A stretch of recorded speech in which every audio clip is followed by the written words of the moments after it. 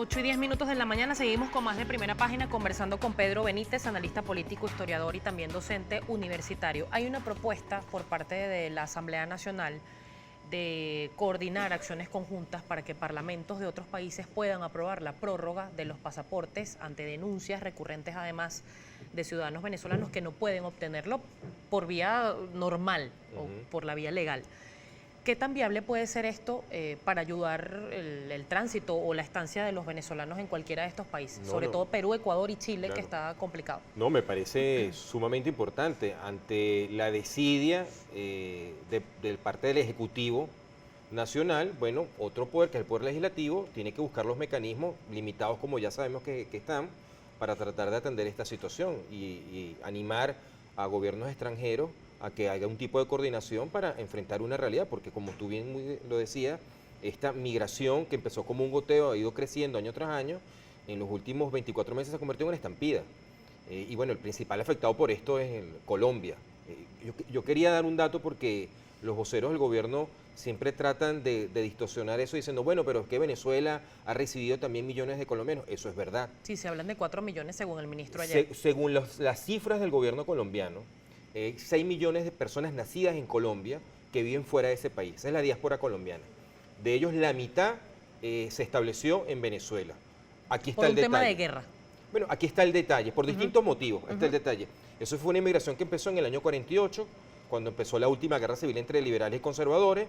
Y esa migración duró 50 años. Su pico fue en los años 70, muchos eran desplazados por la guerra, pero vamos a estar claros, la mayoría de la inmigración de Colombia a Venezuela es por la explicación que damos inicialmente. La renta per cápita de Venezuela era la más alta del continente americano, luego de Estados Unidos, porque éramos el primer exportador mundial de petróleo, el tercer productor mundial de petróleo, y los colombianos venían a Venezuela atraídos, cruzaban la frontera, porque el cambio del bolívar frente al peso era muy favorable para trabajar para acá, exactamente lo que están haciendo los venezolanos ahorita. ¿Cuál es el detalle que yo quiero destacar? Que esa fue una migración que duró 50 años, o sea, medio siglo. 3 millones de personas pasaron de Colombia a Venezuela en 5 décadas. Lo que está ocurriendo ahora es que 1 millón de venezolanos cruzaron la frontera y se establecieron en Colombia en menos de 2 años. Es decir, 200.000 sirios causaron una crisis migratoria en la Unión Europea. Ahora, veamos la magnitud de que es para un país como Colombia, que no es un país rico, recibir el impacto migratorio de 1 millón de personas. Y a eso hay que sumarle otros 500 o 600.000 que han utilizado a Colombia como una vía para llegar a otros países de Sudamérica. Toda esa crisis la ha recibido Colombia de un solo golpe. Eso no fue el caso de Venezuela con la migración colombiana. La migración colombiana fue una migración, como dije, más extendida en el tiempo. Por lo tanto, en términos de tiempo, esta diáspora venezolana, la velocidad que está ocurriendo, no tiene precedente en el continente americano. El único caso en el mundo que ahorita a mí se me ocurre fue la crisis migratoria que hubo en el siglo XIX por la crisis de la papa en Irlanda, que 1 millón de irlandeses en 2 o 3 años se montaron en un barco y se fueron a Estados Unidos huyendo del hambre. Pero fuera de eso yo no he visto un movimiento migratorio de estas magnitudes. Y partiendo precisamente de esos datos, ¿cuál es el término correcto? Muchísima gente nos escribe que no sería quizás un tema de migración como tal. ACNUR ha dicho muchas veces que se trata de migrantes forzosos o forzados, sí, en este caso, o de desplazados. Sí, bueno, desplazados se habla normalmente cuando hay una guerra, ¿no?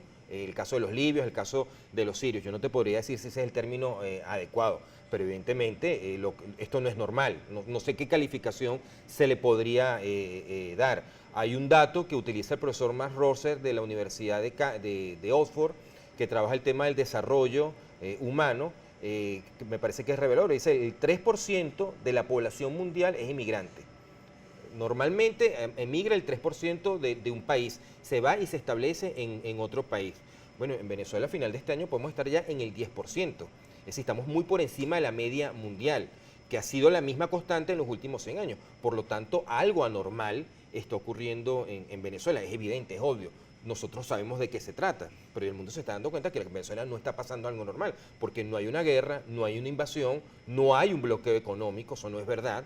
porque nuestro principal comprador de petróleo sigue siendo hoy en día la economía de los Estados Unidos, nos siguen comprando la mayor parte de las exportaciones de petróleo venezolano, sigue siendo el destino de nuestros embarques de crudo venezolano, van a las refinerías de ese país y lo siguen comprando y lo siguen pagando puntualmente. Por lo tanto, no hay ningún bloqueo económico y si la banca mundial no le quiere prestar al gobierno venezolano, porque ya sabemos un gobierno que está quebrado, que tiene problemas de pago. Ayer hablaban de bloqueo, pero también agregaban un ingrediente más. Decían que incluso mostraron una cantidad de tweets aparentemente de medios internacionales que estarían con una campaña mediática para perjudicar a Venezuela. ¿Qué interés pueden tener medios de comunicación internacionales de inventar, si fuera el caso, la crisis migratoria? Bueno, nuevamente, esto lo trató George Orwell en su famoso libro 1984. Convertir la verdad en una campaña mediática. Yo informo lo que estoy viendo, entonces es una campaña mediática porque a mí no me gusta la información que se está dando. Pero bueno, es la realidad, no puedes tapar el sol con un dedo. Y además hay que agregar que esta ha sido la constante de los países que han tomado proyectos económico-políticos en nombre del socialismo. O sea, esto pasó en Cuba. En Cuba, casi la cuarta parte de la población cubana, desde la revolución, se fue de la isla al vecino del norte en su mayoría. O sea, 2 millones de cubanos se fueron a vivir al sur de la Florida. Pero es que lo mismo pasó en los países de Europa Oriental.